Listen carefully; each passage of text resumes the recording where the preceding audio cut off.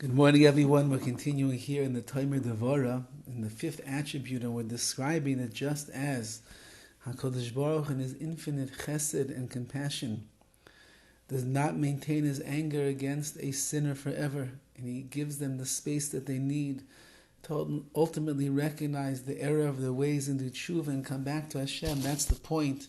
If HaKadosh Baruch Hu would bring out His wrath on the person, there's no chance that they'll ever change, that they'll ever come back to Hashem, because they're going to be destroyed.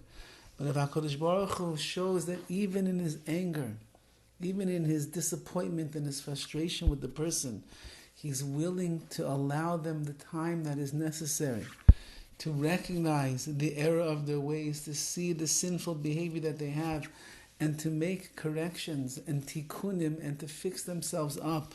And in that way, chayzer b'tshuva, return in tshuva shlema before Hashem. So it's a chesed that HaKadosh Baruch Hu does so that everyone should have an opportunity to get close to Hashem once again. And so too is the same way of a person. Even though there are people that are going to frustrate us and disappoint us and let us down, and they're going to press the buttons that get us angry with them, nevertheless, we're here to emulate HaKadosh Baruch Hu in this world. And therefore, instead of coming down harsh on a person, instead of harboring kas, anger, seething, boiling rage against the person, and you're going to take it out on that person. When you're angry, you're going to take it out. Whether it's going to be the way you're going to look at them with your sour, nasty face, whether it's the way you're going to talk to them with the disgust that is in your voice and the harsh words that you're going to use, whether it's going to be your attitude. Everybody feels the attitude when you're angry with somebody. They see how you don't look at them. They see how you avoid them. They see how you give them this body language that shows the frustration that is boiling up inside of you. Says the DEVORAH, you want to be human or do you want to be godly? You want to be like an animal out there in the African jungle, one monkey to the other one who gets angry and starts all of its screeching and pounding on its chest and chasing after each other and trying to bring the other one down? Or do you want to be like a Malach Hashem, like an angel, who transcends the world of kas, of anger, who transcends the world of his ego, who transcends the world of bearing grudges against others and being angry with them and making those nasty faces and punching our children and getting upset and screaming and yelling at the top of our lungs with our faces turning red and the veins sticking out of our neck? Is that what you want to be? Or do you want people to look and say, well, this person is like a Malach Hashem, but like an angel? That's Tselem Elokim, that's godliness. HaKadosh Baruch Hu wants us to strive for godliness. And that's why he writes, V'lo yachzik la'ad apoy, do not hold on to your anger forever, gam imhu af hamuter la'adam, even in a case where you're allowed to be angry. Are you allowed to be angry with your children?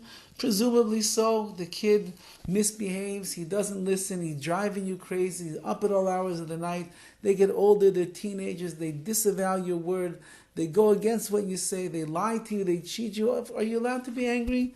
Yeah, the bottom line is you're allowed to be angry with them, you're allowed to be upset with them, you're allowed to be frustrated. But be godly.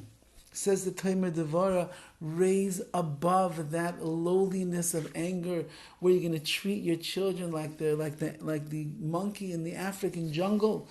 Don't treat them like that. Treat them like a Tselem Elokim. Treat them like someone that needs tikkun and they need to be guided along the way. They need love, they need warmth, they need help. Your spouse, does she deserve your anger?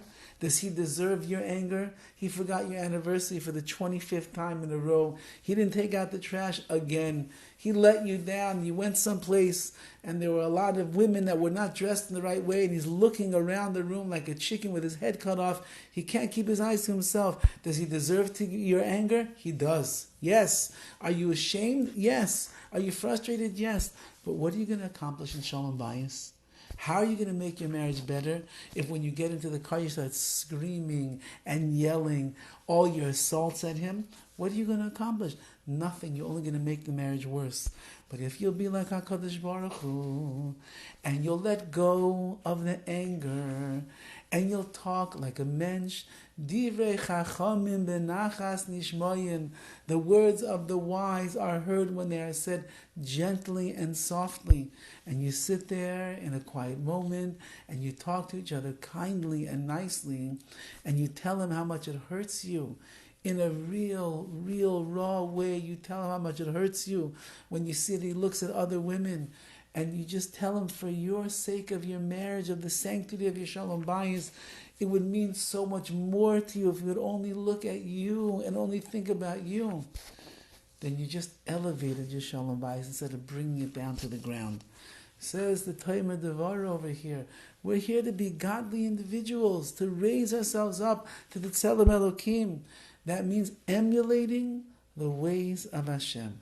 If HaKadosh Baruch Hu le'ichzik la'arapai, HaKadosh Baruch Hu does not maintain his anger, he lets go for the sake of the person being able to return to him, then we also have to let go of the anger for the sake of keeping our relationships on the highest quality and the level that is possible between one Tzelem Elokim and another, Be'ezus Hashem. Have a wonderful day.